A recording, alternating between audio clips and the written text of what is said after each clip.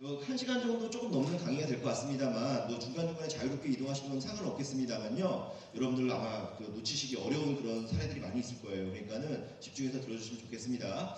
제가 바로 전에 여러분들 만나 뵙기 전에 바로 저희 침해업체가 한 군데가 있어가지고 저희 고객에게 침해업체가 있어가지고 경고장을 보내고 이제 경고장이 아니라 형사고소장을 제출하고 왔습니다. 이게 무슨 소리냐면 이제 여러분들은 근처에서 이제 당장 있을 수 없는 당장 있을 수 없는 일일 수도 있겠지만은 저 같은 사람들한테는 이제 우리 기업 간의 어떤 분쟁이라는 것은 항상 발생할 수밖에 없는 그런 어떤 통과 의뢰 같은 그런 사건들이기 때문에 여러분들이 오늘 제가 가지고 여러 가지 사건들을 보시면서 간접 경험을 해보시고 거기서 좀 많은 걸 좀 느끼셨으면 좋겠습니다. 특허 내용이 뭐다 이런 것들은 여러분 네이버나 다음 포털 사이트 검토하면 다 나옵니다. 그러니까 그런 이론들에 대해서는 말씀 안 드릴 거예요. 사례를 보시면서 그 사례에서 제가 경험했던 그리고 그 안에서 좀 여러분들이 좀 아셔야 될 만한 내용들을 중심으로 말씀드리도록 하겠습니다. 일단 저희가 우리 기업에서 좀 많은 기업들이 이제 특허와 관련된 그런 IP, 지식재산권에 관련된 많은 애로사항들을 말씀을 주시는데 사실은 대기업들도 고객으로 모시고 있지만 대기업들은 사실 자체적으로 IP팀을 운영하고 있고 참 어려움이 없죠. 이게 외주도 맡기긴 하지만 그런 것들은 말 그대로 내부적으로 좀 귀찮아서 하는 거지. 사실 이 IP와 관련된 부분들은 중소기업이나 이제 스타트업 기업들이 가장 많은 애로사항을 갖고 있는 부분이고 워낙 전문적인 분야다 보니까 옆에다 별리사 끼고 다니고 이럴 수 없잖아요. 그러니까 그런 것들 때문에 많은 문제가 있는 것 같습니다.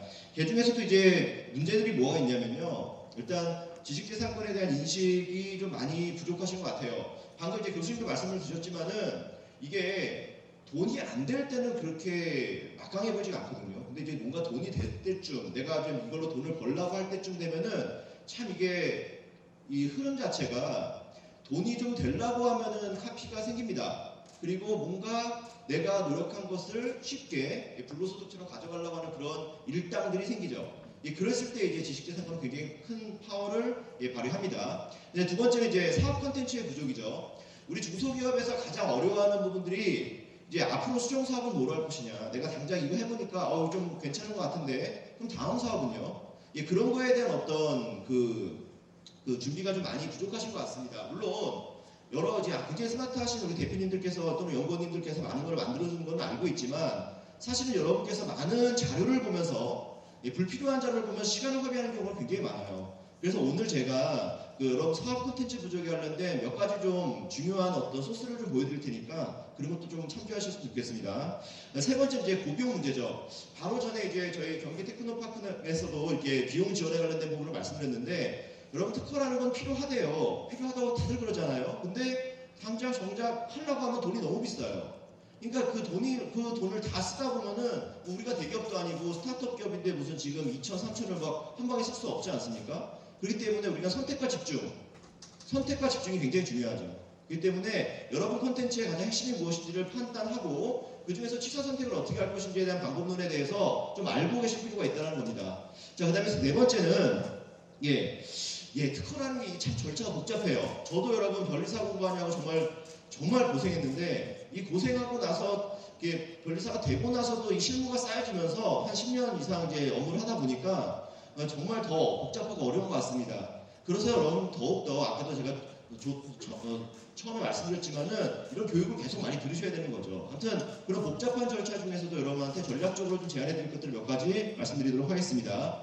자, 그리고 이제 권리 공백의 우려라는 부분에 대해서 좀 말씀드리겠는데요. 여러분들 우리가 지재권이라는 게 이제 요즘에 융합이 됐지 않습니까? 이 4차 산업혁명에서의 핵심 단어, 키워드가 뭐냐면 융합이라고 얘기를 하는데 이 융합이라는 것은 우리가 단순히 기술이라는 것도 중요한 거지만 기술 속에는 콘텐츠가 들어가 있고 거기는 디자인도 들어가 있고 거기는 브랜드도 들어가 있고 거기는 아주 소중한 창업 콘텐츠들이 다 녹아 들어가 있죠. 그래서 그런 것들을 보호하기는 어떤 지재권에 대한 전반적인 이해가 없으시게 되면 전략적 접근이 불가능해요. 그렇기 때문에 우리는 오늘 융합적 전략에 대해서 좀 얘기를 할 겁니다.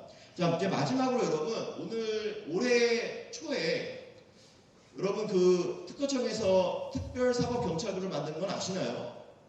그래서 이제는 상표뿐만 아니라 특사경이라고 해서 특허와 디자인에 대해서도 침해 행위에 대해서 우리 특허청에서 조사관으로 나가시는 건 알고 있나요? 그거에 대해서 좀 말씀드릴게요. 이제는 여러분 일반 형사 사건에 대해서 우리 고소 사건이죠. 침해 고소 사건 그런 것들이 일반 경찰서 관할이 아니라 이제는 특허청 관할로 집중할 수 있다는 겁니다. 무슨 소리냐면 우리 특허 기술을 제대로 이해하고 있고 이해할 수 있는 그런 심사관님들이 조사관을 참여한다는 거예요. 그런 것들 여러분 너무 모르시는 것 같아서 제가 오늘 홍보 좀 하려고 왔어요. 예, 그래서 그런 것들도 좀 알아두시면서 나중에 이제 직접적인 침해 문제가 발생했을 때 여러분들께서 좀 효율적인 권리 행사가 가능할 수 있게끔 좀 도움을 드리도록 하겠습니다. 자, 중요한 거 위주로 핵심적으로 빨리빨리 나가도록 하겠습니다. 자, 일단 여러분 그 최근에 이제 작년 2018년도에 가장 핫했던 제품이기도 합니다. 예, 요거 잘 아시죠? 토끼 모자 케이스. 자, 이거는 뭐 여러분들 잘 아실 건데요. 자, 여러분 오른쪽에 있는 제품은 예, 한 번쯤은 다 보셨을 것 같은데 아이리란 제품이에요. 자, 여러분 이 두 가지 제품 잠깐만 봐주세요. 여러분 이 두 가지 제품의 공통점과 차이점이 뭔지 아세요? 공통점은 뭐냐면요, 여러분 엄청나게 팔렸다는 겁니다.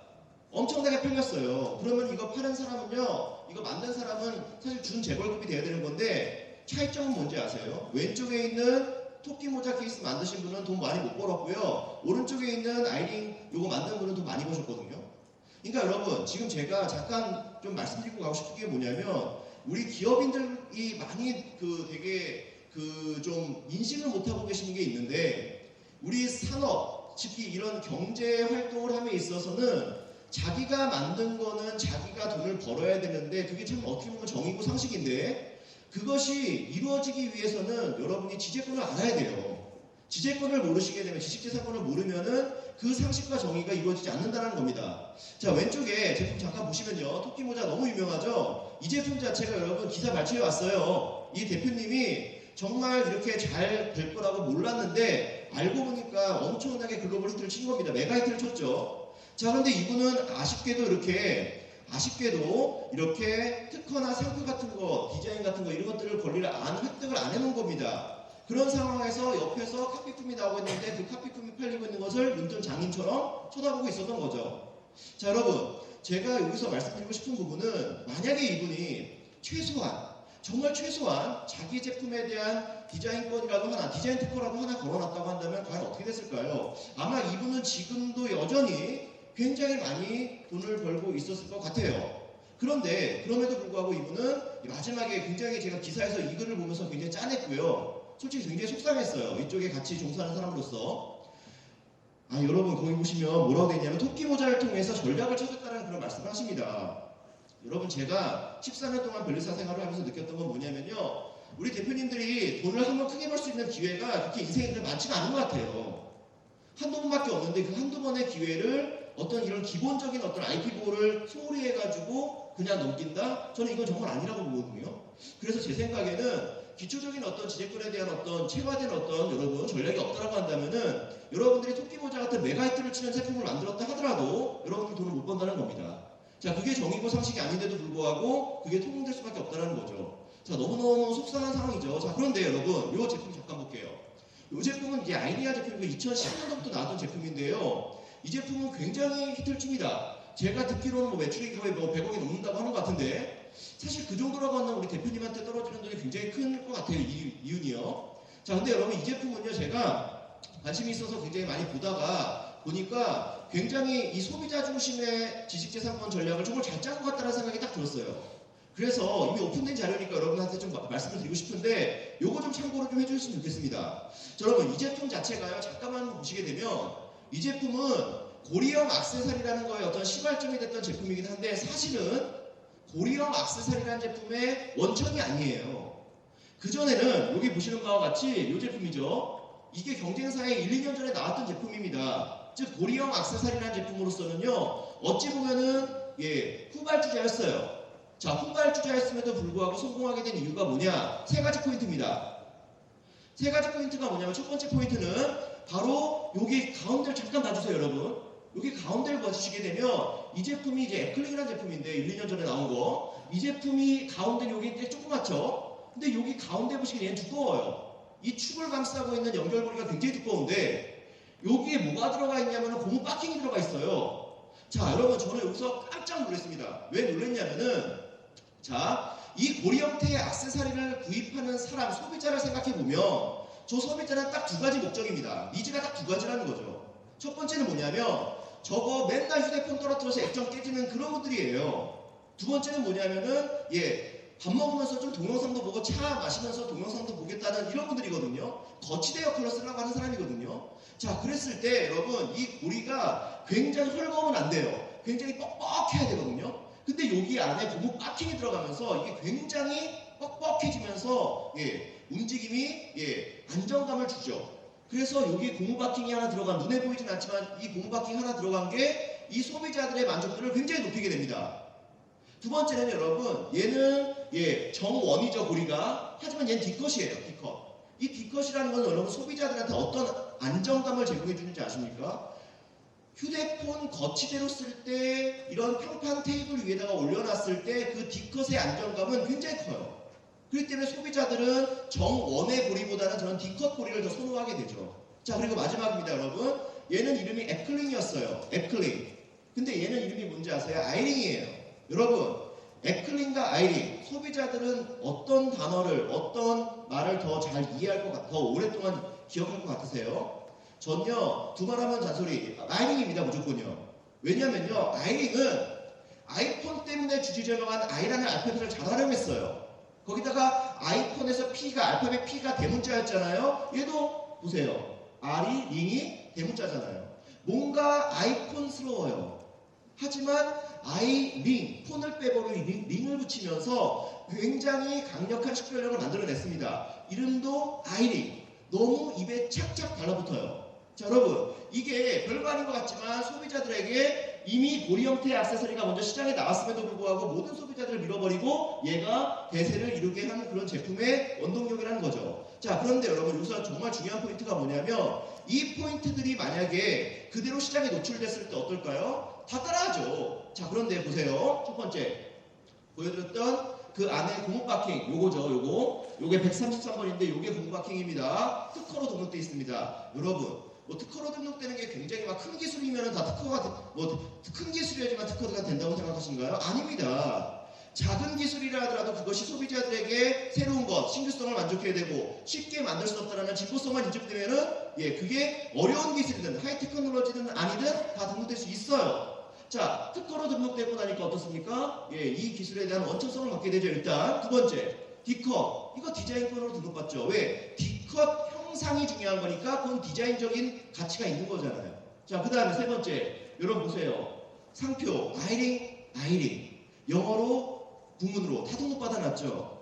소비자들이 가장 매력적으로 느끼는 이 제품의 핵심 포인트들을 정확한 권리화로 잡아놨잖아요. IP 포트폴리오가 명확하잖아요. 자, 그러니까는 여러분, 이 제품은 분쟁이 생겨도 무서울 게 별로 없는 거예요. 물론 분쟁이 생겼죠. 물론 작년에 대법원에서 모두 다 승리했지만요. 이 회사가. 아무튼 여러분, 중요한 건 뭐냐면 지금 제가 아까 토끼 모자라는 제품과 아이링이라는 휴대폰 고리 이 두 가지 제품을 정말 쉬운 아이디어 쉬운 제품 갖고 왔는데 여기서 확연한 차이가 느껴지지 않습니까? 저는 여기서 성공 요인을 찾아야 된다고 봐요. 제품의 제품이 갖고 있는 어떤 특징들, 그런 것들을 소비자들에게 만족시켜준 요소들을 명확하게 여러분이 개발해 내셨다고 한다면 그 개발된 포인트를 정확하게 이해하시고 정확한 권리화를 하셔야 되는 거죠. 그게 저는 기본이라고 봅니다. 자, 일단 이런 배경 지식을 꼭 갖고 계셔야 된다고 저는 생각하고요. 그 이후에 어떤 여러 가지 문제가 있겠지만 그런 것들은 또 한번 다양한 전략으로 한번 접근해 볼게요. 자, 그러면요. 여러분 우리 기술 사업하시는 분들 제가 여쭤좀 볼게요. 이 5가지 영역에 대해서 다 이해하고 계시나요? 제가 정말 기술 우리 관련된 사업 대표님들, 연구원님들, 팀장님들 이런 분들 만나서 좀 답답한 게 뭐냐면요. 다 특허밖에 모르세요. 기술 특허. 근데 여러분 이제는 감성 시대예요. 소비자의 감성을 자극하는 그런 시대인데 어떻게 특허밖에 없겠어요. 자, 우리 비즈니스 아이템은요. 특허는 한 꼭지일 뿐이에요. 저작권이라는 것도 있고요. 부정경쟁방지법에 의한 보호도 가능하고요. 거기다 특허 상표 디자인, 실용실험까지 이 각각의 권리들의 가장 적합한 여러분의 아이템 그런 것들을 찾아내서 적시적소에 권리화하는 게 중요하죠. 그게 바로 융합입니다. 왜? 특허로 등록받았는데 특허가 죽어버렸어요. 그러면 디자인으로 쳐야죠. 디자인이 죽어버리면 상표로 등록받고 트레이드 드레스로 죽여야죠.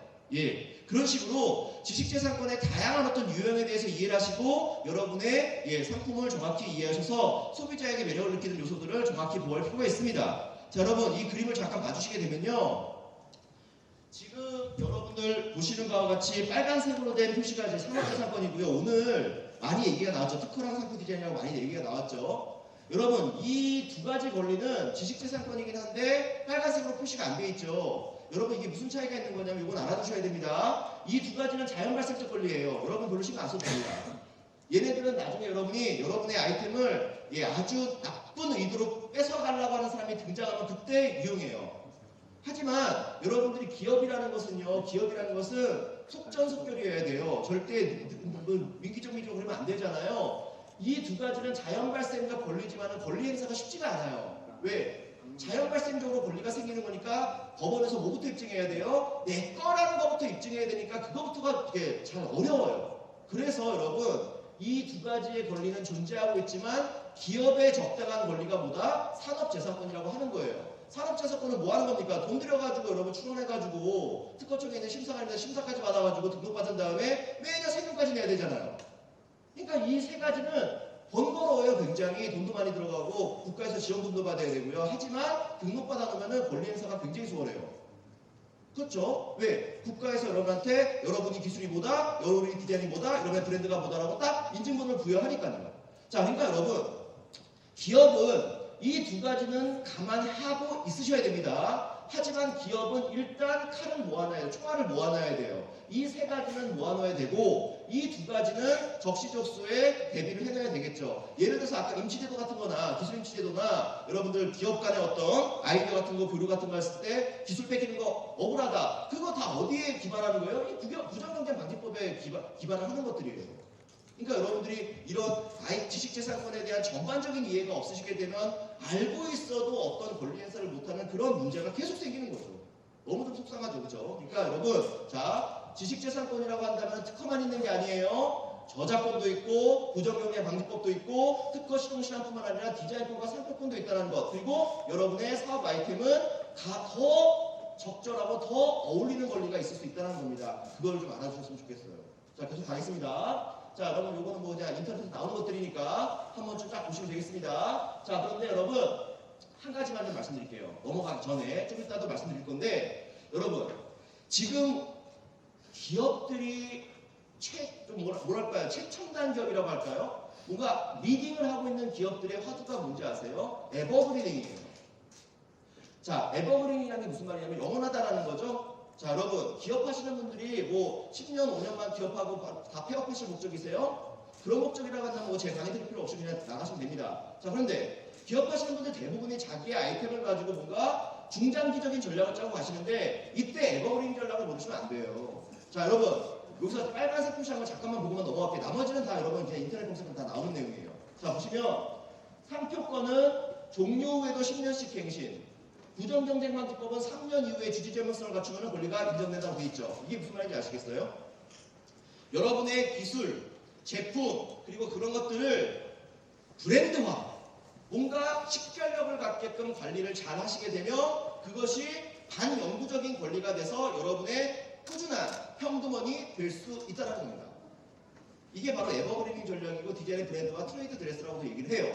이 부분이 굉장히 요즘에 IT 업계에서는 굉장히 화두가 되고 있고 우리 기업에서 어떻게든 우리의 기술이죠. 우리의 상품을 이 상품을 어떻게든 디자인으로 만들어서 걔네들을 식별력 있는 상품으로 중장기적으로 끌어나가는 거죠. 그러면 이제 그게 소유자 주지성을 획득하게 되면 어떻게 될까요? 여러분들이 나중에 수종 사업을 할 때 편하죠. 왜? 과거의 제품이 계속 현금순환이 되니까요. 자, 여러분 보세요. 우리가 지금 생각해 봤을 때 지금 이 시대는요 10년 전, 20년 전하고 또 차원이 달라요. 여러분 아시잖아요. 인스타그램에 사진 하나 올라가면요 전 세계 50억 인구가 바로 오늘이라도 접근할 수가 있어요. 이런 엄청난 글로벌 플랫폼이 있는 시장에서 옛날처럼 그냥 오프라인 매장만 보실 거예요? 그건 안 된다는 거죠. 그렇기 때문에 우리는 이런 광범위한 주지재명성을 확보하기 위한 어떤 그런 전략들도 확보하고 있어야 된다는 거죠. 이해가시겠죠? 아무튼 이런 것들 계속 말씀드리고요. 자, 여러분, 요게 핵심이에요. 요게 여기다가 여러분의 상품이든 뭐든 간에 넣어보시면 됩니다. 자, 그러면 여러분 혹시 여러분 상품에 예술적 가치가 있다고 한다면 저작권으로 보낼 수 있어요. 혹시 여기에 뭐 작품 활동하고 오시는 분들은 없으시겠지만 작품 활동만 하시는 분들은 저작권으로 충분하죠. 왜? 제품 하나만 만드실 거니까. 상품 하나만 만들 거니까. 하지만 여러분 그게 대량 생산이 돼서 이제 엄청난 소비자 군을 형성하게 되면 그때부터는 이런 권리들이 필요하고 사업 초기에 튼튼하게 보호가 되면 그 이후에는 여러분이 소비자 반응만 획득하게 되면 그때는 부정경쟁방지법에 의해서 엄청나게 보호가 됩니다. 자, 그러면 시장을 장악한다는 이런 논리가 나오게 되겠죠. 자, 여러분, 이 페이지가 굉장히 중요해요. 이 페이지가 여러분의 상품이 뭐든 간에 여러분의 권리가 이런 프로세스를 거쳐서 시장에 노출되고 궁극적으로 우리가 원하는 결과죠. 시장이 장악되는 거. 요거까지 이제 결과가 도출되는 거죠. 자, 이거 알아두셔도 될 것 같고요. 자, 그다음에 여러분 사업 콘텐츠 부족에 대해서도 말씀드리겠습니다. 아까 제가 두 번째 이슈 말씀드렸죠. 사업 콘텐츠 부족. 자, 여러분 뭐 이거는 뭐 너무나 다 아시겠지만 뭐 자발적인 아이디어 환경을 만들어야 되겠죠. 뭐 많은 중소기업에서 너무나 알고 있을 것 같지는 않아요. 제 생각에는. 근데 이 자발적인 아이디에이션 환경을 구축하는 건 굉장히 중요한 것 같아요. 그리고 맵을 이용한 어떤 이용, 그 다음에 우리가 죽어있는 공지기술, 소멸 특허, 소멸된 기술들을 이용해서 디벨롭을 시키는 것들, 이런 것들도 여러분이 나중에 우리 사업 콘텐츠 확보를 위해서 도입을 할 필요가 있습니다. 자, 넘어가 볼게요. 뭐 이건 잘 아시겠지만 아까 제품 이런 것들도 다 이런 아이디에이션에서 출발한 거죠. 자, 그럼 첫 번째 보시면 뭐 동기화 활용 수단은 별거 아니죠. 뭐 이건 대기업에서 이렇게 쓰고 있는 거라서 소개를 해드릴게요. 우리가 그냥 흔히 버리고 있는 그런 포스트잇 같은 거 있잖아요. 그런 것을 여러분의 공간에다가 막 배치해 놓으세요. 그리고 마음껏 쓰시고 신나게 붙이세요. 어디든 다 붙이세요. 그리고 수거하세요. 일주일에 한 번씩만. 그러면 뭐가 됩니까? 이렇게 아이디어가 노트가 되죠. 여러분 이거 별로 되게 단순한 것 같은데요. 이게 대부분의 기업에서 쓰는 방법이에요. 근데 우리 중소기업이나 이런 데서는 이런 방법을 알려주시면 유치하다고 하는데 아니에요. 여러분 유치하지 않아요. 진짜 중요하고 저 포스트잇들이 묶여져가지고 노트가 나오고 저 노트를 보다 보면 우리의 나중에 수정 사업이 나옵니다. 여러분들 이거는 제가 별리에서 자부하고 말씀드릴게요. 이거 꼭 환경 조성해 두세요. 자, 두 번째는 맵핑입니다. 여러분 특허와 디자인 맵이라는 거 많이 문서 보셨죠? 우리 지금 한국지식재산연구원이나 이런 데 가보시면 여러분 관련된 업종에 수많은 사업보고서와 연구보고서들이 많이 있어요. 그런 것들을 정독해서 읽어보시다 보면요. 과거를 알면 트렌드를 이해하게 되고 트렌드를 이해하게 되면 미래가 나오죠. 그런 식으로 계속 연구개발하는 겁니다. 자, 그래서 여러분 잠깐 보시면 뭐 이런 어떤 제품들을 봤을 때 과거에 이런 제품들이 쫙 있었다는 걸 딱 알게 되면 어떻게 되는 거죠? 내가 나중에 개발하고자 하는 제품의 포인트를 알게 되고 과거에 어떤 경쟁사가 하고 있었다는 걸 알고 있었다? 오케이. 그러면 다 스탑할 수도 있는 거고요. 자, 그래서 맵 보고서라고 하죠. 연구 보고서, 사업 동향 보고서 이런 것들을 여러분이 반드시 알고 계셔야 돼요. 그런 것들을 꼭 여러분 분야에서 찾아서 보시기 바랍니다. 그리고 제가 알기로는 우리 경기 TP에서도 지원해주는 걸로 알고 있거든요. 그러니까 그런 거 사업 지원하셔가지고 여러분 분야에 관심 있는 분야에 매핑을 통해서 트렌드 조사를 꼭 하셨으면 좋겠습니다. 자, 그 다음에 여러분 마지막. 여러분 요거 집중 좀 해주세요. 이게 요즘에 많이 활용되고 있는 건데 여러분 이런 말 많이 듣죠. 내가 무슨 아이디어를 하나 내면은 검색만 해도 다 있어 이러잖아요. 그죠? 여러분 맞아요. 정말 우리나라 사람들 똑똑하고요. 사전에 우리보다 더 많은 생각을 하는 사람이 많다고요. 그래서 여러분 제가 여러분들 말씀드리고 싶은 부분은 무에서 유를 창작하는 건 여러분들한테 맡길게요. 무에서 유를 만드는 거는 제가 여러분 관여할 주제도 못 되고요. 근데 디벨롭을 시키는 것들, 즉 과거의 죽은 기술을 디벨롭하는 능력이 여러분 분명히 있을 겁니다. 제가 그건 확신해요. 왜? 그런 제가 케이스를 많이 봤기 때문에. 여러분 그래서 제가 말씀드린 게 하나가 있는 게 뭐냐면요. 법적으로 아주 안정적인 거예요. 여러분들이 뭐 개발하는 건 자꾸 침해 문제 걱정하시는데 자 보세요. 여러분 우리 지식재산권의 시스템, 이 체계상 특허와 실용신안권 걔네들은 존속기간이 끝나면 기술을 보호하는 법이었잖아요. 특허와 실용신안은 존속기간이 끝나거나 등록료를 납부하지 않거나 포기하거나 취하해서 소멸돼 버리면 그 이후부터는 그 기술은 뭐다? 완벽한 퍼블릭 도메인이에요. 완벽한 퍼블릭 도메인입니다. 그렇기 때문에 걔네들은요 그냥 쓰셔도 돼요. 그런데 제가 왜 디자인 쪽이나 이런 쪽은 브랜드 쪽을 얘기 안 하는 거예요? 디자인과 브랜드와 저작권은요, 존속기간이 너무 길어요. 그래서 걔네들은 잘못 또 건드렸다가는 문제가 될 수가 있기 때문에 여러분 제가 포커스를 둘게요. 여기 보시면 특허나 시공신화는 존속기간이 끝나거나 죽어버리면 자유기술이 되기 때문에 그 소멸된 특허를 가지고 여러분이 거기다 디벨롭을 하시는 거죠. 소멸된 특허에다가 플러스 알파 기술을 붙이면 여러분이 개량 기술, 개량 특허권자가 될 수 있고, 거기다가 디자인을 입히면 새로운 디자인 상품의 오너가 될 수가 있는 거고, 거기다가 브랜드를 입혀서 새롭게 판매되게 되면 브랜드 마켓을 형성할 수가 있게 됩니다. 자, 그래서 보시면, 자, 여러분 요거 그림 잘 보세요. 키프리스 사이트에서 요거 제가 딱 요 화면대로만 하세요. 여기서 권리구분 특허 실용신안 전체 지우고 공개 지우고 취하 소멸 포기 무효 거절만 체크하시고, 여기 빈 블랭크, 여기 블랭크 요 빈칸에다가 여러분이 관심 있는 키워드 몇 개 집어넣으시고 집어넣고 확장하시고 검색해 보세요. 그러면 여러분 다 여러분 관련된 죽어있는 특허들만 다 발견이 됩니다. 여러분, 여러분의 관련된 분야에서 죽어있는 특허들만 딱 뽑아내신 다음에 한번 요약, 업스트랙트, 요약서라도 한번 쫙 보세요. 그러면은 여러분이 관심 있는 분야가 있습니다. 근데 여러분, 아니 이런 게 특허가 됐다가 죽었단 말이야? 벌써? 언제? 여러분, 생각보다 제가 우리 많은 대표님들, 많은 고객들을 모시면서 느끼는 건데요. 정말 좋은 아이디어가요. 어떻게 죽어요? 어떻게 사장돼요? 대표님들이 역량이 부족하셔서 같이 죽으세요. 죄송합니다. 그 아이디어만 죽어요. 무슨 말이냐면 아무리 좋은 기술도 대표님들이 잘 운영을 못하시면 죽어버립니다. 그러니까 그런 특허들이 생각보다 많습니다. 그래서 제가 근데 제안해드리고 싶은 거는 생각보다 죽어있는 소멸된 특허들이 좋은 알짜배기 아이디어가 많아요.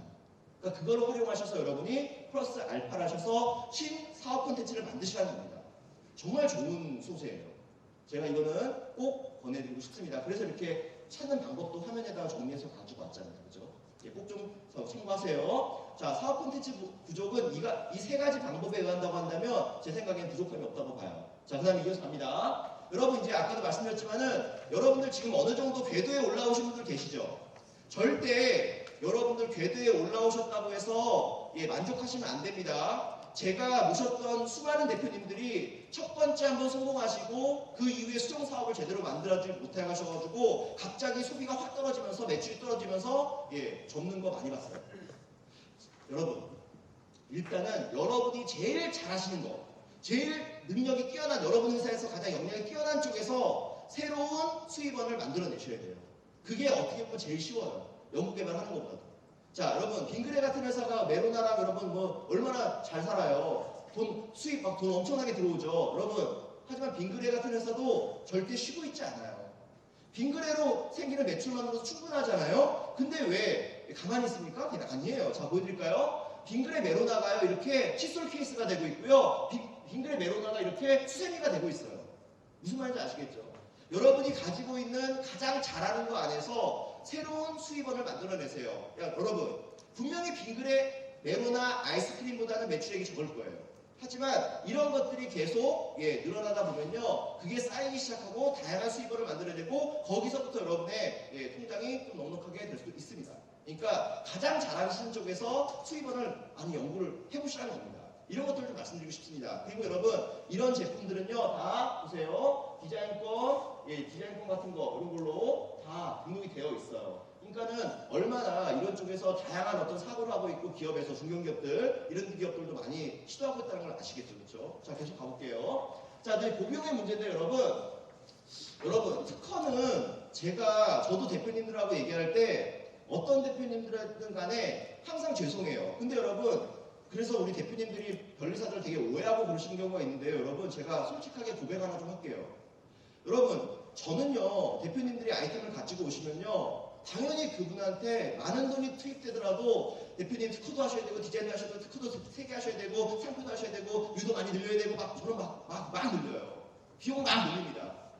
어쩔 수 없어요. 왜 그런지 아세요? 그분들이 제가 역으로 당한 게 뭐냐면, 나중에 조금만 제한하잖아요. 그러면 나중에 아니 이렇게 크게 이렇게 크게 성공한 제품인데 나 처음에 특허를 이거밖에 제한 안 했어? 이렇게 저한테 컴플레인 하신다니까요. 그러니까 저는요, 오히려 대표님의 아이템을 보호하기 위해서 최대한 많이 제한을 드려요. 그리고 나서 거기서 대표님의 예산이 있을 거 아니겠습니까? 그 예산에서 취사 선택을 하시는 거죠. 저는 그게 맞다고 봐요. 예. 근데 여러분, 다시 한번 강조하지만 저희 변리사들의 욕심이죠. 여러분, 우리 대표님들의 아이템들을 최대한 늘려서 보호받고 싶죠. 근데 예산은 항상 한정돼 있잖아요. 그러니까 여러분, 결국 특허도 투자거든요. 투자기 때문에 여러분이 투자라는 생각으로 접근하셔야 되고, 처음에 변리사 만나서 명세 써서 출항할 때야 뭐 여러분 별거 아니죠. 하지만 걔가 나중에 100억이 될지 200억이 될지 어떻게 알아요. 그러니까 그런 관점으로 접근해 주셔야 됩니다. 자, 가볼게요 여러분. 여러분, 이 제품은요 메모보드라는 제품인데요. 제가 쉬운 아이템을 갖고 왔어요. 여러분, 이 메모보드라는 제품 보세요. 여러분, 이게 별거 아닌 것 같죠? 여러분, 이게 이 대표님한테 30억 걸게 해준 아이템이에요. 자, 여러분, 제가 제 고객이니까 제가 다 까놓고 다 말씀드릴게요. 이분이 여러분 처음에 진짜 가난했던 1인 창업자였는데 그냥 아이디어 하나 나와가지고 메모보드 하나 만든 거예요. 그냥 만든 겁니다. 이거 플라스틱 그냥 아크릴로 만든 거. 그래서 이렇게 포스트잇 붙이게끔 이렇게 붙인 거거든요, 여러분. 자, 여러분, 이걸 만드시고 나서 이분이 자기가 혼자 쓰다가 이거 좋아요. 그래서 샘플로 만든 걸 이제 팔아봤죠. 본격적으로. 잘 팔려서 이제 공헌을 하기 시작합니다. 자, 그리고 여러분, 이분이 이렇게 잘 팔린 제품이 처음에 시장에 나와서 B2C 환경에서 좀 나름대로 유명했던 템바이틴이나 바보사랑이나 1300개 같은 이런 아이디어 쇼핑몰에서 베스트 오브 베스트가 됩니다. 그 정도로 많이 팔렸어요. 자, 그런데 여러분, 중요한 건 뭐냐면, 자, 이분이 그러면 이거는 여러분, 자, 오늘 제가 지적권 말씀드렸죠. 얘는 저작권으로 보내는 거 아닙니다, 여러분. 저작권은 문화예술을 보호하는 법이기 때문에 이 판때기 보고 무슨 마음속에 힐링을 느껴요? 아니잖아요. 이건 상품이에요. 이건 반드시 산업재 사건이 필요합니다. 자, 그래서 이분이 이제 저를 만나서 디자인권 출원이나 특허 출원 이런 걸 상담을 하는데, 자, 보세요. 이분은 특허를 안 했어요. 이게 나름대로 아이디어가 좋은 제품이에요. 과거에 이런 제품이 없었거든요. 그래서 저는 다행히 특허를 제안드리고 디자인도 하나 제안드렸죠. 왜? 특허가 메인이고 디자인은 보험사무소로도 걸라고 했죠. 근데 이분이 그 당시 저를 만날 때는 돈이 없으셨어요. 국가 지원 사업 이런 것도 번거롭다고 안 하셨어요. 예, 그래서 이분은 결론적으로는 디자인 출원 딸랑 하는 겁니다. 특허를 안 하셨어요. 자, 여러분, 여기서 이제 굉장히 중요한 말이 나옵니다. 여러분, 이분은 그래도 디자인권이라도 하나 건졌어요. 하지만 특허는 안 했어요. 자, 이 두 가지 기억해주세요. 자, 이 상황에서 이분이 시장에 나왔는데 이게 잘 되니까 이제 슬슬 이분은 글로벌 마케팅까지 가죠. 자, US 미국도 가고 JP 일본도 가고 EU 유럽 연합도 가죠. 디자인권은 다 확대시켰습니다. 특허는 시기를 놓쳤고요. 자, 그런데 여러분, 이 타임테이블을 잠깐 보시면 아시겠지만 이분이 이걸로 엄청난 히트를 쳐요. 여러분, 제가 이거는 IP랑은 관련이 없지만은 이 제품이 여러분 왜 인기가 있을 수밖에 없는 거냐면 이 제품 자체가 인기 있어서 뭐 다 찾아온 게 아니에요, 여러분. 이 대표님 자체가 영업을 잘했고 타겟 소비자를 잘 잡았어요. 이 제품은 여러분 컴퓨터 모니터에 붙여가지고 항상 뭐예요? 포스트잇을 붙일 수 있는 그런 제품인데 별거 아닌 것 같잖아요. 하지만 소비자는 명확했어요. B2C 환경에 던져놔봤자 많이 팔리지 않습니다. B2B로 계약을 해야죠. 누구한테요? 보험 설계사들. 보험 설계사들은 요 위에다가 딱 뭐예요, 여러분? 이거 보세요. 여기 위에다가 딱 뭐야? 여기다가 보험 설계사 삼성생명 누구누구 FC 딱 이거만 입력해 놓으면 그냥 판촉물로 짱이잖아요. 그러니까 이 제품은 이분은 딴 데 영업 안 하고 보험 설계사들만 그냥 집중 운영을 한 겁니다. 여기다가 당신 이름 새겨줄게. 몇 개 주문할까? 몇 개 써줄까? 이런 식으로 영업을 하면서 수익계약 영업이죠. 다 이걸로 해서 돈을 번 겁니다. 그러니까 여러분, 이거는 IP 얘기는 아니지만 제가 봤을 때 우리 대표님들 중에서 성공하시는 분들은요, 제 주변에 우리 주변 대표님들은 IP도 정말 중요하고 다 중요하고 뭐 다 중요한데요. 자기 제품을 간절히 원하는 소비자를 찾아가는 거, 이거 정말 이걸 제일 잘하시는 분들이 많아요. 그분들이 더 잘 벌어요. 자기 제품을 가장 간절히 원하고 가장 원하는 사람을 찾아가는 능력이 있는 거, 그거 가장 훌륭한 것 같아요. 예, 아무튼 뭐 이분이 가장 그런 능력이 뛰어났던 것 같습니다. 엄청 잘 영업을 정말 잘했어요. 예, 특허의 능력을 잘 활용했죠. 자, 근데 여러분 잠깐 볼게요. 여러분 여기서 이 타임테이블이 굉장히 중요한 여러분한테 교훈을 줄 겁니다. 2010년도 10월달에 판매를 했고요. 저랑 수립한 다음에 이제 특허는 너무 비싸서 안 하고 디자인만 하셨어요. 자, 여기서 첫 번째 실수하신 거죠. 비싸다고 안 하셨어요. 물론 실수는 아닙니다. 왜? 그분 상황에 가장 맞았으니까. 하지만 적어도 이분은 투자를 제대로 잘못하신 거죠. 특허라는 거에다 그때 150만 원만 투자했었어도 인생이 달라질 수가 있었을 텐데. 아무튼 자, 디자인만 투자하셨고요. 이분이 2010년 12월 달에 출원을 완료했는데 근데 여러분 아시다시피 여러분 그 특허 출원 번호랑 디자인 출원 번호 여러분 상표 출원 번호를 되게 무시하시는데요. 제가 거짓말 하나 안 보태고 한번 말씀드려볼까요? 우리는 지금 디자인 출원하거나 특허 출원하면 뭡니까? 10-2019 뭐뭐뭐뭐 특허 출원 번호 나오죠? 그 출원 번호가 뭔데요? 대한민국 정부에서 여러분한테 이 기술은 여러분 거라고 잠정적인 독점권이 있다고 지정해주는 번호 아닌가요? 인증번호예요. 여러분 그러면 그 번호가 어떤 영업이 가능한 거예요? 입찰 영업이 아닌 수의계약 영업이 가능한 거잖아요. 제가 거짓말 하나도 안 보탠 거잖아요. 잠재적 독점권을 부여한 번호이기 때문에 그 번호가 사실상 지금 특허권이란 어떤 형식적 심사가 끝난 것이 아니다 하더라도 분명히 영업에서 큰 힘을 발휘합니다. 그런데 여러분들께서 그걸 너무 쉽게 생각하세요. 예. 자, 그래서 이분은 이때부터 영업을 본격적으로 한 거예요. 그래서 아까 말씀드렸던 것처럼 엄청나게 영업을 잘해서 B2B로 엄청난 계약을 하신 거죠. 자, 그래서 여러분 이분은 이제 꽤 돈을 많이 버셨습니다. 농담 아니에요, 여러분. 정말 많이 버셨어요. 정말 많이 버셨고 저를 처음 만났던 2010년도하고 2019년도에 그분은 달라요. 지금 저기 그 이사 쪽에 그 건물주 되셨어요. 예. 꽤 부자가 됐죠. 자, 여러분 볼게요. 여기서 제가 몇 가지 교훈을 알려드릴게요. 첫 번째는 뭐냐면 여러분 요거 봐주세요. 이 제품이 나오고 나서 후속 제품들의 모양새예요. 이게 인기가 있으면 당연히 신제품 나온다니까요. 여러분 이건 공식이에요. 여러분 신제품 아직까지 안 나왔다고 한다면 여러분이 아직 성공 못하신 거예요. 신제품이 나왔다는 것이 어떻게 보면 성공의 가장 큰 전제죠. 왜? 시장에서 인정받았다는 거니까. 자, 여러분 이거 나오고 나서 이런 신제품 못 막았다니까요. 왜 못 막아요? 아이디어를 보호하는 특허, 기술 특허가 없었잖아요. 디자인 특허밖에 없잖아요. 그러니까는 이걸로는 디자인 특허를 못 잡으니까는 이거는 눈뜬 장미처럼 쳐다볼 수밖에 없는 거죠. 만약에 여러분 이분이 특허를 등록받았다고 한다면 이쪽에다가도 경고장 보낼 수 있죠. 자, 여러분 여기서 많은 분들이 저한테 질문하세요. 아이, 뭐 저게 특허가 돼? 저 판때기가 뭐가 특허가 돼? 이렇게 말씀하시죠. 근데 여러분 제가 한번 반문해 볼게요. 제가 권리사로서 반문하겠습니다. 특허가 등록되고 나면 뭐 영원합니까? 특허가 등록되고 나서 무효심판 들어와서 무효심판 인용률이 50%가 넘는다는데요? 무슨 말이에요, 여러분? 특허가 등록됐다는 것은 국가에서 특허에 부여한 어떤 권능을 한시적으로 인정하겠다는 거지 선행기술 똑같은 걸 나중에 발견되면 또 무효되는 거예요. 무슨 말입니까? 특허는 등록됐다 하더라도 완전한 게 아니에요. 불완전한 거라는 거죠. 즉, 특허는 언제든지 죽을 수 있어요. 그렇기 때문에 제가 말씀드린 거는 사업성이 뛰어난 것들은 특허든 디자인이든 뭐든 걸어야 된다는 거죠. 그리고 나서 그걸로 시장을 선점하고 나중에 무효되든 뭐든 상관없죠. 왜? 돈 벌었으니까. 자, 여러분 볼게요. 얘요, 여러분. 얘 돌아가셨어요. 아까 디자인 거 죽었다니까요. 대본에서 졌어요. 무효됐다니까요. 여러분 막 카피하세요. 괜찮아요. 막 카피하세요. 죽었다니까요. 4년 만에 죽었어요. 출원하고 4년 만에 죽었다니까요. 근데 여러분, 뭐 4년 만에 죽었는데 어쩌라고요? 이분은 4년 동안 더 많이 벌었는데. 상관없잖아요. 그러니까 제가 우리 대표님들한테 항상 얘기하는 게 뭐냐면 등록된 특허가 뭐가 중요해요, 여러분? 돈 버는 특허가 중요하죠. 등록받고 나서 종이 쪼가리 그거 뭐 의미 있습니까? 예, 돈 되는 특허가 중요한 거죠. 그러니까 여러분의 아이템이 스스로가 굉장히 자부하신다고 한다면 특허 디자인을 걸어놓으면 일단 나중에 활용할 수 있다니까요. 제가 이거 대본까지 끌어가고 4년 버텼어요. 그리고 죽었잖아요. 오케이. 그래도 이분하고 저랑 헤어지지 않아요. 왜요? 돈 버셨으니까. 그렇죠? 저는 이렇다고 봐요. 이게 바로 본질적인 IP 전략을 생각합니다. 예. 자, 여러분. 법적으로 추원 상태에서 경고장 받을 수 있고요. 상대방에게 추원 상태에 상대방이 있다는 것만으로도 충분히 경각심을 줄 수 있어요. 시장을 선점하는 게 중요합니다.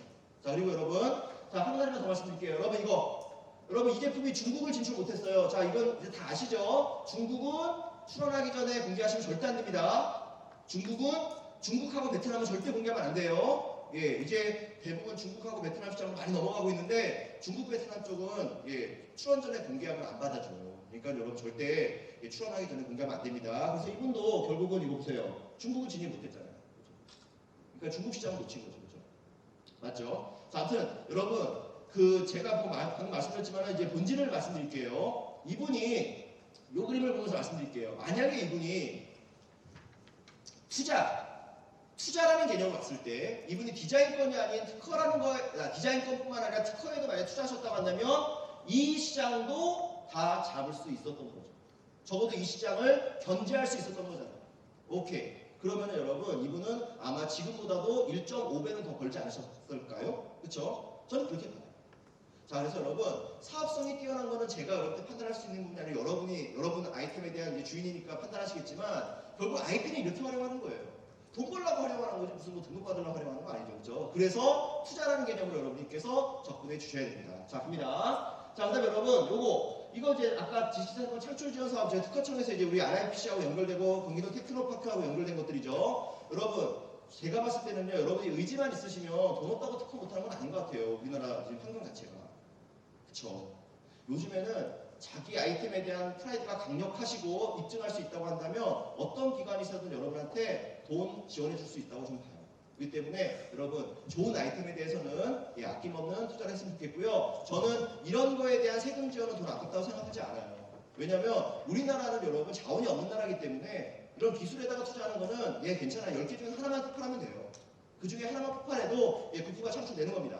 저는 그렇게 봅니다. 그러니까 마음껏 여러분 좋은 아이디어 만드시고 세금 좀 받으시기 바랍니다. 자, 그다음에 여러분 이제 복잡한 절차에 대해서 말씀드릴 건데요. 여러분 특허를 갖고 계시면 다 이제 그냥 형식적으로 가지시고 뭐 아까 그 사업 보고서나 뭐 이런 거에 지원비 이런 거에다가 번호 하나 쓰시려고 하시는 것 같은데 아니에요, 여러분.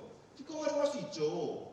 일단 여러분 제가 아까 말씀드렸죠. 여러분 이거 보세요. 이거 번호. 이 번호 아까 얘기 드렸잖아요. 그 번호가 진정권리자 추정이라는 거예요. 즉 여러분 저 번호 하나가 앞으로 여러분 시장에서 이 기술이 나만 권리가 있다는 걸 보여줄 수 있는 진정권리자 추정. 이게 바로 영업의 기반이 되는 거죠. 이거 나랑 계약해야지 다른 사람하고 계약하면 나중에 내가 너한테 법적으로 이슈 걸 수 있어 라는 말을 정당하게 할 수 있는 거잖아요. 그러니까 이 번호를 잘 활용하시기 바라고요. 그걸 진정권리자 추정이라고 해요. 진정권리자 추정. 오케이. 자, 그다음 두 번째. 직접 판매는 당연히 가능하고요. 자, 여러분이 좀 능력이 안 되신다고 생각하시면 능력된 회사에다가 맡기세요. 그리고 라이센스 피 받으세요. 그거에 대한 가이드라인은 우리 TP에서 잘 제공해 줄 겁니다. 여러분이 능력이 안 되더라도 여러분의 아이디어를 가지고 특허를 받고 해놓고 나서 로열티도 지급받고 계약서 쓰고 왜 죽여요? 그걸 가만히 놔둬요. 라이센스라는 제도가 있잖아요. 실시권 제도. 그 다음에 이전. 여러분 통째로 넘기세요. 그냥 마음에 안 드시면은 여러분이 이거 내가 죽어도 할 사업은 아니다. 하지만 사업성 있는 것 같다. 넘기세요. 그냥. 넘기셔서 목돈 받을 수 있잖아요. 그죠? 그런 좋은 케이스들이 우리가 카카오 내비게이션에서 볼 수 있잖아요. 625. 그죠? 그런 사례에서 보신 것처럼 뭔가 기술을 통째로 이전하고 나서 여러분이 또 새로운 거에 집중하는 것도 나쁘지 않다고 저는 봅니다. 자, 마지막. 권리 행사죠, 여러분. 저는 뭐 이쪽이 종사하는 사람이니까 이쪽이 가장 중요하다고 생각하는데 여러분 내 거를 카피한 사람들이 다 여러분 뭐 다들 여러분 여러분 카피했다고 죄송합니다 이런 줄 아세요? 아니에요. 다 뻔뻔하게 내가 개발한 거라고 그러고 야 그거 옛날부터 다 있었던 거다 이렇게 변명하죠. 그럴 때 여러분 특허권이 있고 디자인권이 있고 지식재산권이 있으면 여러분이 그날 밉다고 해서 따기 때릴 수는 없잖아요. 하지만 때릴 수는 없잖아요. 그건 폭행죄니까. 하지만 그 사람을 고소해서 경찰서에 가서 고생하게 하고 이렇게 할 수 있잖아요. 그런 적법한 권능을 갖는다는 게 얼마나 이 업계에서 중요한 거예요. 그렇죠? 범죄행위거든요. 침해행위는. 그렇기 때문에 그런 것들을 가질 수 있다는 것을 잘 활용하시면서 전략을 전략을 짜셨으면 좋겠습니다. 자, 그리고 여러분 오늘 되게 중요한 팁 하나 알려드릴게요. 여러분 특허 출원하시고 나서 특허 출원은 뭐 최소한의 투자입니다. 저는요. 여러분이 특허 출원을 하기로 했다는 것은 근데 특허 출원하고 나서도 비용 아껴야죠. 여러분의 예산은 소중하니까요. 여러분 특허 출원을 하시고 나서요. 사업이 잘 될 것 같은 것만 심사청구하세요. 특허 출원하고 나서 사업 안 될 것 같으면 심사청구도 하지 마세요. 그리고 나서 3년 동안 가만히 놔둬도 돈 1원도 들지 않아요. 그리고 나중에 사업이 좀 잘 될 것 같으면 심사청구 하시고요. 너무 잘 될 것 같으면 우선 심사까지 하세요. 왜 특허 출원하자마자 심사청구를 다 받으세요? 여러분 거절 결정을 빨리 받는 것도 좋은 거 아니에요. 그거. 그러니까 여러분 사업이라는 거는 여러분 시간을 벌어야 되는 거예요. 시간이 1년 만에 빵 터지는 아이템도 있고 3년 만에 빵 터지는 게 있고요. 어떤 경우는 여러분 제가 최근에 싸웠던 분쟁은요. 존속기간이 거의 끝난 19년, 20년 거의 다 됐을 때도 분쟁이 터져요. 가능한 시간을 끌어오는 게 좋아요. 그렇기 때문에 여러분 가능하시면은 사업 성공 가능성이 눈에 보일 때 심사청구를 들어가시고 우선심사를 들어가시지 절대 심사청구를 먼저 아무런 목적 없이 하지 마세요. 그 돈도 아껴야죠. 여러분 몇십만 원, 몇백만 원 아껴야죠. 그러니까 자, 이 3스텝, 세 가지 트랙으로 계획을 하신 다음에 준비를 해주셨으면 좋겠습니다. 자, 계속할게요. 자, 그다음에 여러분 해외 출원은 굉장히 중요하죠. 자, 여러분 제가 저번 주에 아주 너무너무 열받는 메일을 하나 받았는데요. 인스타그램에서 여러분 저희 한국에 특허가 있는 분인데 저희 고객이 한국에 특허가 있어요. 근데 저기 말레이시아에서 여러분 말레이시아에서 어떤 업체가 저희 걸 카피하고 있는 거예요. 그래서 저희가 그걸 인스타그램에서 발견한 거예요. 여러분 인스타그램은 글로벌 글로벌 플랫폼이에요. 그래서 저는 당연히 인스타그램에 있는 그 법무팀에다가 메일을 보냈어요. 야, 저 사람이 우리 지금 한국에 있는 이 특허랑 똑같은 완전 데드카피거든요. 데드카피한 거 이거 쓰고 있다. 내려달라. 그 게시물 삭제해달라. 이렇게 요청했더니 회신이 뭐라고 하는지 아세요? 말레이시아에 특허 있냐? 아니요. 말레이시아에 특허 없는데요. 뭐라는지 아세요? 그러니까 자기들의 관할권이 아니래요. 여러분 이게 무슨 말인지 아시겠어요? 저는요 그래서 거기서 반박을 했어요. 야, 그거는 특허법의 문제고 당신들이 운영하고 있는 건 인스타그램 자체는 글로벌 플랫폼 아니냐? 당신들이 자체적으로 판단해야지. 이렇게 했더니 그거는 저희 권한 바뀝니다. 라는 또 답이었습니다. 여러분 무슨 말인지 아시겠죠? 여러분이 글로벌 마케팅을 하실 거라고 한다면은 자 해외 출원 권리가 있어야 돼요. 이게 이제 앞으로 시장이 꼭 배 타고 수출하는 거 비행기 타고 수출하는 문제가 아니고 이제 앞으로는 우리 뭡니까 인스타그램이나 뭐 페이스북이나 이런 데서 전체적인 글로벌 마케팅이 가능하기 때문에 여러분이 진짜 판매를 해야 될 그런 어떤 국가라고 한다고 한다면 아까 보셨죠? 한 건당 700만 원이고 70%까지 해준다고 했잖아요. 그 경기도 TP에서 지원 받으셔서 해외 권리 하나 받아놓으세요. 판매가 중요하면 미국, 유럽, 일본. 생산이 중요하면은 어디요? 중국과 베트남. 이런 식으로 다 잡아놓으세요. 그거 되게 중요한 겁니다. PCT 아까 더 지원하잖아요. PCT는 글로벌이잖아요. 글로벌. 그러니까 PCT 걸어놓으면 여러분 30개월 동안 뭐예요? 30개월 동안 전 세계 출원하는 거잖아요. 오케이. 그거 딱 받아놓고 2년 6개월 동안 이렇게 기다리고 있다가 누가 딱 걸리면 그냥 갈고리 확 잡아버리면 되잖아요. 그렇죠? 그러니까 여러분 해외 출원 제도는 이제는 알고 있어야 돼요. 해외는 왜냐하면 이 모든 시장이 이제는 배 타고 왔다 가는 수출 수입이 아니라 글로벌 플랫폼을 통해서 마케팅이 진행되고 있기 때문에 여러분이 해외 출원 제도에 대해서 빠삭하게 알고 있어야 됩니다. 그런데 여러분들이 더 자세하게 알 필요 없어요. 이것만 알고 계세요. 1266. 이 날짜만 기억하세요. 우리나라에 출원하실 거 아니에요. 그날로부터 유예 기간이 12개월이고 6개월이에요. 이 개월수가 옛날에는 배 타고 정보가 날아가는 시간이었어요. 근데 지금은 어때요, 여러분? 이메일로 다 연결돼 있기 때문에 저 12개월과 6개월은 해외 출원 타당성을 검토하는 기간이에요. 그러니까 충분히 검토하시고 12개월, 6개월 안에 해외 출원을 진행해 주시면 되겠습니다. 자, 여러분의 상품이 이번에 보셨죠, 여러분? 우리나라 한류 콘텐츠가 엄청나죠? 한류 콘텐츠가 한번 터지면 순식간에 전 세계로 다 퍼져나가요. 그게 우리나라의 지금 저력이에요. 제가 봤을 때 정말 대단한 것 같아요. 우리나라 요즘에요. 그러니까 그런 환경을 봤을 때 여러분의 상품이 어떻게 될지 몰라요. 그러니까 그런 것도 충분히 예측하시기 바랍니다. 전문가들하고 많이 상담을 하시기 바랍니다. 자, 이거 넘어가겠고요. 자, 그다음에 여러분 권리 공백입니다. 여러분, 제가 애플 삼성 할 때 삼성초 대리인이었거든요. 삼성전자가 애플한테 고생 많이 했죠. 2년 반 동안 그죠. 근데 여러분, 애플이 왜 무서웠는지 아세요? 애플이라는 회사가 뭐 똑같죠. 다 기업이죠. 다 똑같은데 왜 무서웠냐면 여러분, 애플이 이렇게 특허를 정말 잘 활용했어요.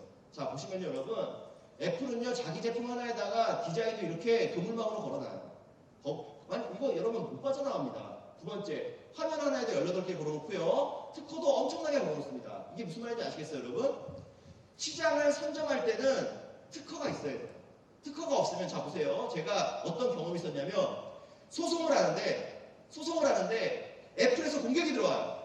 공격이 들어오면 삼성을 대해서 싸워야 되는데 싸우려고 하면 여러분 자 보세요. 얘네가 이걸로 공격을 해요. 568로 공격한다고 칠게요. 공격을 하면 저희가 568만 방어하면 되잖아요. 근데 아니에요. 왜? 애플은요 디자인권, 특허권이 너무 많아요. 너무 많으니까 하나의 제품에 너무 많은 특허가 있으니까 이거 하나를 싸우려고 하다가 잘못해서 말이라도 실수하거나 글을 잘못해서 쓰게 되면 그래 하면서 욕을 던져요. 또 실수하면 욕을 던져요. 그래서 미쳐버리는 줄 알았어요. 무슨 말인지 아시겠죠? 여러분, 이 IP라는 건 여러분 결국은 이런 말 하기 좀 죄송하긴 합니다만 여러분의 예산 범위 내에서 많이 해보는 게 좋아요. 왜냐하면 하나가 있으면 여러분 솔직히 변리사들도 하나가 저기 상대방 회사 저 회사가요 특허 하나 갖고 있어요. 그럼 별로 안 무서워요. 그냥 어떻게든 한번 싸워보면 다 이길 수 있을 것 같아요. 근데 여러분 하나의 아이템에 대해서 특허가 여러 개 있잖아요. 그러면은 일단 꽁무니 살짝 빼요. 왜냐하면은 질 가능성이 크니까. 예. 왜냐하면은 하나를 대응해서 싸우는 것보다 두세 개를 대응해서 싸우는 게 더 힘들고 10개면 그냥 포기합니다. 예. 그러니까 이 특허라는 게 결국은 이 뭐랄까요 깡의 싸움이거든요. 그래서 이 애플 같은 회사는 이렇게 권리가 있으니까 여러분 어떤 기업들 다 뭐예요? 다 꼬랑지 내렸잖아요. 삼성 빼놓고는. 삼성이니까 버티지. 다른 데는 못 버텨요 이거. 그러니까는 그냥 나오자마자 그냥 휴대폰 시장을 다 그냥 다 쓸어버리고 노키아 다 밀어버리고 블랙베리 다 밀어버리고 한 거잖아요. 그러니까 그런 것들 여러분께서 생각해볼 필요가 있습니다. 자 그리고 여러분 콘텐츠입니다. 여러분 이제 우리나라가 강력한 게 콘텐츠잖아요. 그리고 여러분의 기술 쪽도 이제 앞으로는 이런 콘텐츠와 조합이 돼야 돼요. 자 콘텐츠의 가장 모범적인 사례가 카카오 프렌즈죠. 자 봐주세요. 카카오 프렌즈는 여러분 우리나라에서 가용 가능한 모든 법률에 의해서 보호되고 있습니다. 자, 샘플링 하세요. 꼭 기억해 두세요. 저작권으로 보호되겠죠? 넘어갑니다. 자, 디자인권으로도 보호되고요. 얘는 화상 디자인, 얘는 오프라인 디자인. 즉, 카카오 프렌즈는 괜히 소송이 생기지가 않는 거예요. 얘네는 소송이 생기지 않아요. 왜? 소송을 할 만한 누가 카피할 용기가 있겠어요? 오프라인 제품하고 온라인 제품 다 등록받아 놓는데 이렇게요? 그리고 여러분 보세요. 이게 뭐 온라인 제품 다 등록받아놓은 거예요. 상표도 등록받아놔요. 그리고 상표에다가 이 거대한 플랫폼에다가 올려놨으니까 유명하기까지 하죠. 저작권, 디자인권, 상표권, 부정경쟁방지법에서 완벽히 보호가 되거든요. 그래서 여러분 카카오 프렌즈는 건들 수가 없는 겁니다. 여러분 카카오 프렌즈는 지금요 어떤 사업을 해도 잘 돼요. 왜 그런지 아세요? 방해하는 사람이 없기 때문에. 방해하는 사람이 없다는 건 뭐냐면 그 인근 경쟁사들이 건들 생각 자체를 안 하니까 그런 거죠. 이해가시겠죠? 그렇죠? 여러분 제가 이거는 뭐 미리 말씀드리겠는데 제가 요즘에 정말 많은 분들한테 콘텐츠 보호에 대한 얘기를 많이 들어요. 그냥 저는 딴 얘기 안 하고 그냥 카카오 프렌즈 이거 알려드려요. 대표님 그냥 이거 카카오 프렌즈 한번 검색해보세요. 아이언 한번 검색해보세요. 그러면은 걔네 이렇게만 보호하면은 제 생각에는 오케이 이 정도는 충분합니다라고 얘기합니다. 예. 여러분들도 그거 참고하세요. 자, 그 다음에 계속합니다. 여러분, 자, 이제 봐주세요. 제가 우리 대표님들한테 꼭 좀 말씀드리고 싶은 게 뭐냐면요. 아까도 제가 말씀드렸죠. 특허만 있는 게 아니라고 했죠. 지식재산권은. 자, 여러분, 제가 간단히 선언했던 사건이 하나 있어요. 보여드릴게요. 그럼 이 제품은 조립형 식기세트 사건인데 이 제품을 잠깐 보시면 오, 괜찮죠? 우리가 집에서 맨날 먹던 식기인데 조립을 하면 이렇게 예쁜 부엌 장식물이 됩니다. 이건 새로운 패러다임을 제안한 거죠. 식기 분야에서. 자, 여러분. 이 제품이요, 여러분. 아이디어와 디자인이 다 좋은 거예요, 이 제품이요.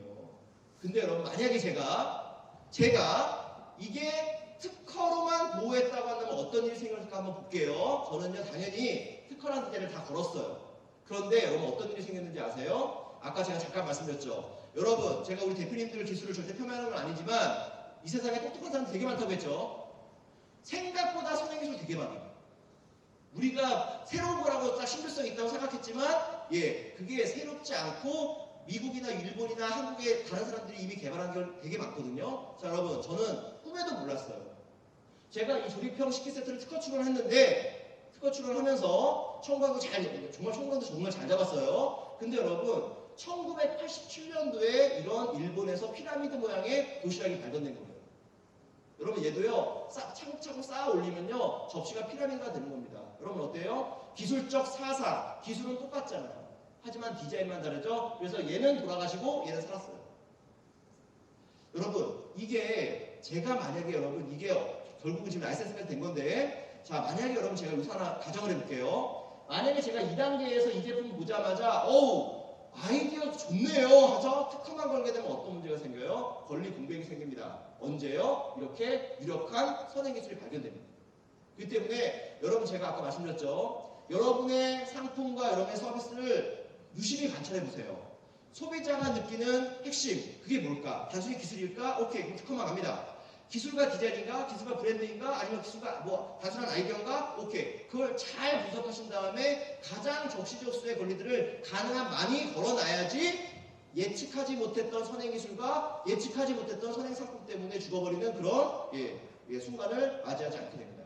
여러분 그래서 이분 같은 경우는 그나마 제가 디자인권 등록 이거 받아놓은 것 때문에 라이센스가 됐어요. 성사가 됐어요. 근데 만약에 이거 없고 특허만 걸었을 때 얘 죽어버리면 권리가 없잖아요. 그럼 라이센스가 안 되죠. 이해 아시겠죠? 그렇죠? 그러니까 여러분 이렇게 여러분 권리 공백이 생기면 안 된다는 거 꼭 다시 한번 좀 강조할게요. 자, 그다음에 여러분 이제 분쟁 부분인데요. 여러분 분쟁은요. 자, 여러분 제가 아까 잠깐 지나가면서 말씀을 드렸는데 여러분 분쟁 발생하면 제가 박수 쳐드릴게요. 제가 아는 모든 대표님들이 성공하신 대표님들은 분쟁을 이기든 지든 간에 겪어서 슬기롭게 헤쳐나가신 분들이에요. 대부분의 스타트업 분들이 분쟁을 두려워하세요. 그래서 특허를 받는 건 생각 아니에요. 특허 있어도 분쟁 생깁니다. 예.